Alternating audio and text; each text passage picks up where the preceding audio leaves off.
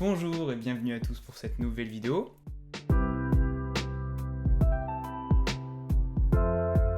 Alors ça fait un petit moment que j'ai pas donné de nouvelles en termes de vidéos. Ça fait un peu plus d'un mois que j'ai sorti ma dernière vidéo et j'avais promis que je sortais une vidéo par mois. Bon, je me tiens pas à un rythme, est-ce que je veux tenir tout le temps à ce rythme? Bon, je sais pas. Et donc là aujourd'hui on part sur un sujet très sérieux parce que je vais vous parler des sélections régionales et départementales qui sont passées en France récemment. Vu qu'il y a eu beaucoup d'abstention, je me suis dit pourquoi pas en faire une vidéo, expliquer, parce que beaucoup d'entre vous n'ont pas dû suivre, etc. Donc je me suis dit pourquoi pas leur expliquer, parce que moi la politique ça m'intéresse beaucoup, tant qu'à faire, mixer les deux, etc. et en faire une vidéo très stylée avec plein de sources. Et donc pour cette vidéo, j'ai cherché plein de sources diverses et variées en termes d'opinion politique, parce que je trouvais ça très important d'avoir tous les points de vue de chacun par rapport aux résultats, parce qu'il y a les résultats de l'extrême droite, de l'extrême gauche, de la droite.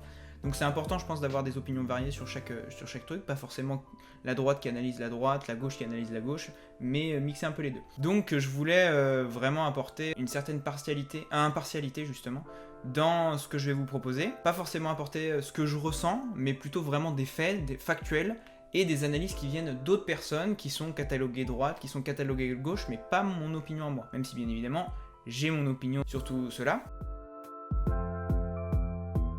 En termes d'album, vous pouvez écouter Snow Allegra, Temporary Eyes in the Violet Sky, qui est un très bon album, vous allez pas être déçus. Et l'album de Tyler, the Creator, Call Me If You Get Lost, qui est sorti très récemment, qui est aussi très bon. Donc on peut commencer sur ces élections régionales, donc des élections régionales qui ont été reportées déjà de 3 mois à cause sanitaire. Normalement les élections régionales et départementales ne sont pas organisées le même jour. Il y a 2 types de votes différents, il y a des listes proportionnelles pour les régionales.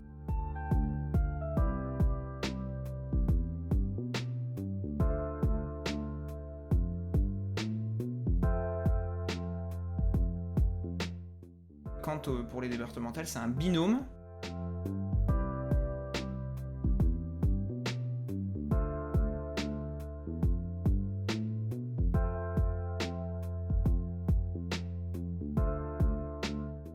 Au niveau des conseillers régionaux, donc il y en a 1757 en France, et donc ils ont en charge le développement économique, l'aménagement du territoire, les transports non urbains, donc les TER, et la gestion des lycées et de la formation professionnelle. Quant pour les conseillers départementaux, ils sont 4056, et ils ont en charge l'aide sociale, la protection de l'enfance, le RSA, les routes départementales, les transports scolaires et la gestion des collèges. A noter dans ces élections, il y a une grosse abstention, mais ce scrutin a été marqué par une prime abstention, c'est-à-dire que tous les présidents en métropole, de régions, etc., ont été réélus. En Ile-de-France, c'est Valérie Pécresse, ça a été très médiatisé parce que Valérie Pécresse va être sûrement candidate aux élections présidentielles pour la droite. C'est une ancienne membre de Les Républicains, donc qui est le parti de droite. Elle a été réélue très largement devant la liste d'Union de gauche, donc une liste d'Union de gauche où il y avait Julien Bayou, lui est un écologiste, et qui, avec Audrey Pulvar, donc qui est PS, et PS c'est Parti Socialiste, et Clémentine Autain qui est LFI, donc la France Insoumise, le parti de Jean-Luc Mélenchon, et ils se sont associés au second tour, mais malheureusement pour eux, ça s'est pas très bien passé. Quand province Alpes-Côte d'Azur, en région PACA, ça a été aussi très médiatisé, dès le départ parce que Renaud Muselier, qui est un LR, donc les Républicains, donc parti de droite, s'est associé avec LREM, donc La République En Marche, le parti de majoritaire, donc le parti de Macron, le parti présidentiel, pas majoritaire, le parti présidentiel, et ça a provoqué un tollé, etc. Mais il y a eu des grosses tensions à LR, et finalement il est resté comme le candidat en région PACA de LR. Et donc du coup, il a été réélu, lui, face au RN. Il y a même la liste de gauche, la liste d'union de gauche qui avait fait un très faible score, enfin un score de 12-13%, donc elle était maintenue au second tour, mais pour faire barrage au Rassemblement National et que toutes les voix se déportent sur Renaud Muselier, et bah du coup elles se sont désistées, elles se sont enlevées, comme en 2015 où Christophe Castagnier, qui est aujourd'hui membre du parti présidentiel, qui était socialiste à l'époque, s'était désisté pour faire barrage, avec Renaud Muselier encore,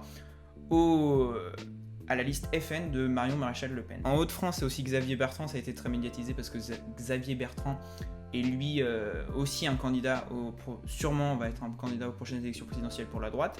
En Occitanie, c'est la candidate PS, donc Parti Socialiste, donc de gauche, Carole Delga, qui a été réélue, c'est elle qui a été la mieux réélue de toute la France, avec plus de 57,8% des suffrages. En Auvergne-Rhône-Alpes, ça a aussi été assez médiatisé parce que c'est Laurent Wauquiez, donc qui est aussi un candidat de droite, sûrement pour l'élection présidentielle. C'est pour ça que C'est assez bouché à droite, parce qu'il y a Valérie Pécresse, il y a Xavier Bertrand, il y a Laurent Wauquiez, et il y a Bruno Retailleau aussi, qui veulent être le candidat de la droite pour les élections présidentielles. Donc c'est un sacré bouchon.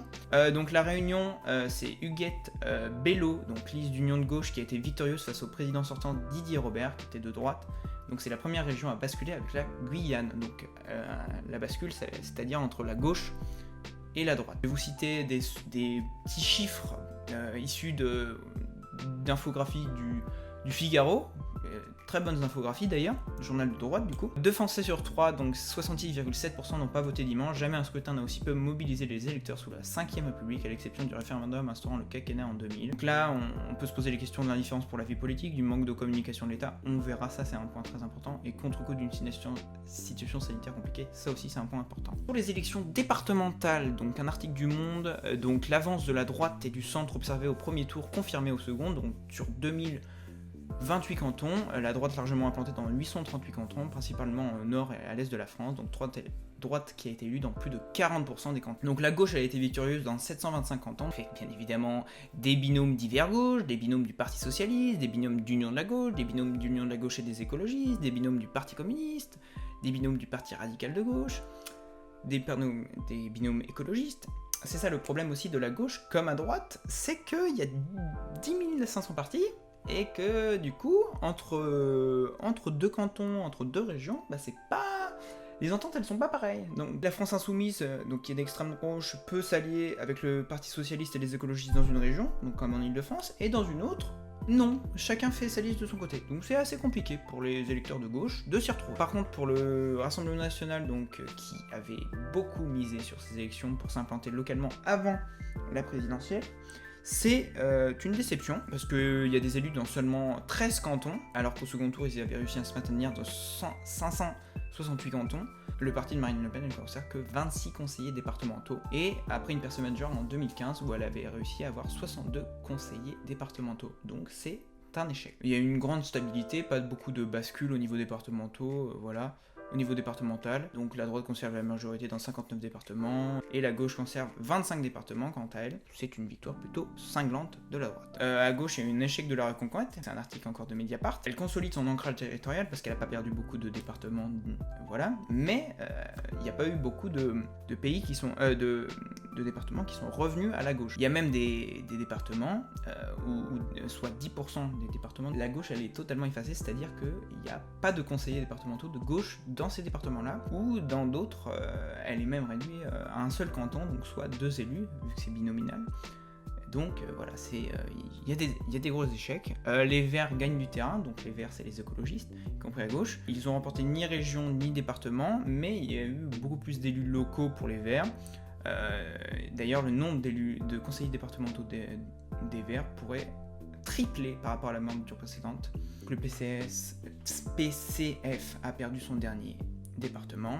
Alors là maintenant, je vais, après avoir donné quelques chiffres, quelques précisions et tout sur tout ça, on va prendre chaque camp politique, donc la gauche, la droite et l'extrême droite, et la LREM, donc la majorité présidentielle, et on va faire un petit bilan de tout ce qui s'est passé pour eux dans ces élections. Pour la gauche, donc je vais commencer par la gauche, il y a eu une tribune du chercheur en sciences politiques Simon Persicot dans Le Monde. La participation, avec un énorme taux d'abstention, c'est les électeurs qui sont le plus allés aux urnes, c'est bien évidemment les plus âgés, ceux qui sont le plus concernés, enfin pas concernés, si concernés, qui ont plus la filiale politique que les jeunes, qui sont allés voter. Et donc du coup, plus de stabilité. Donc c'est pour ça qu'il n'y a pas beaucoup de bascules en métropole, et c'est pour ça par exemple que le PS, qui était très très moribond avant ces élections, a pu revivre un peu avec ces élections, vu qu'il avait beaucoup de présidents de région,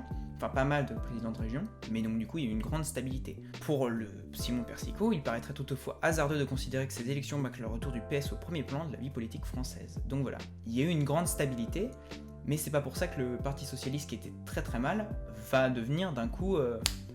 renaît d'un coup, et là il peut même rêver d'un candidat qui renaîtrait, qui arriverait à devenir président de la République. on n'en est pas jusque là. D'ailleurs, le niveau total de la gauche et des écologistes se maintient à un niveau total bas, environ 36% des votes au niveau national pour le premier tour régional. Et donc on retrouve ainsi le niveau de 2015, donc qui était déjà un point très bas pour les élections régionales.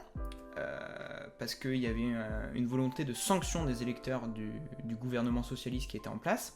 C'est souvent ce qui se passe à mi-mandat. Et d'ailleurs, les différentes forces de gauche connaissent des trajectoires contrastées. Il y a le recul de 8 points au niveau national du PS, donc finalement le PS, même s'il a conservé ses régions, certains départements dus à la stabilité, le pourcentage de vote, il est pas très bon. Alors que EELV, donc Écologie Européenne, et je sais plus exactement le nom du parti, je vous le mettrai à l'écran, Génération et Génération Écologie, améliorent leur résultat de 6 points. Donc c'est plutôt très bon pour les écolos. L'Express, donc lui qui est un journal de droite, que s'intéresse aux propos de Olivier Faure, donc le patron du Parti Socialiste, qui affirmait qu'il existait un plafond de verre, ou même un plafond vert, donc vert V-E-R-T. Donc petit jeu de mots assez ironique.